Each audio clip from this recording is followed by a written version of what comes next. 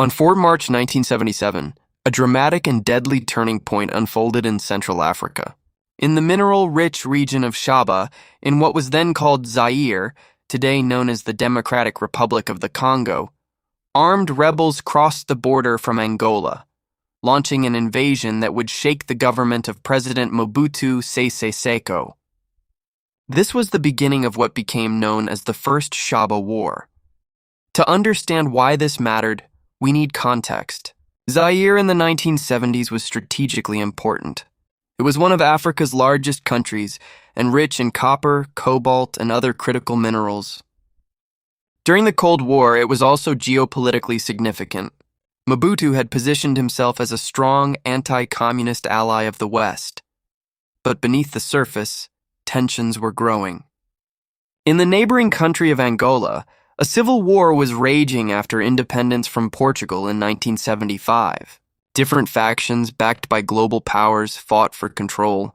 Some former Katangan gendarmes, fighters who had once supported the secession of Katanga in the 1960s, regrouped in Angola.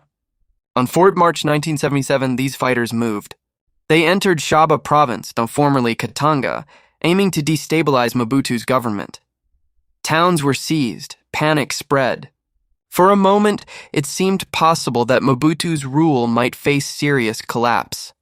The world was watching. Shaba was not just any province.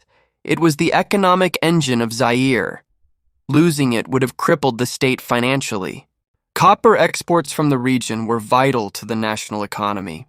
Mobutu appealed for international assistance. France, Belgium, Morocco, and other allies responded. Moroccan troops were airlifted into Zaire.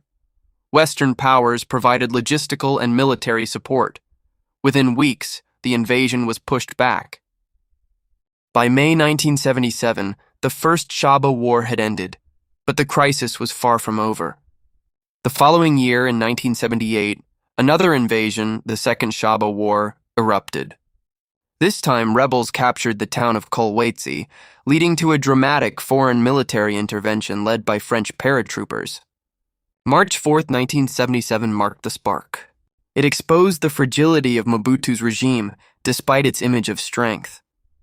It showed how regional conflicts, especially Angola's civil war, could spill across borders. And it revealed how deeply Cold War politics shaped African conflicts. Mobutu would remain in power for 2 more decades, but the cracks were visible. Corruption, economic mismanagement, and authoritarian rule continued to weaken Zaire from within. By the mid-1990s, the country would once again face invasion and internal rebellion, leading to Mobutu's overthrow in 1997 and the renaming of the country back to the Democratic Republic of the Congo. So why does 4 March 1977 matter?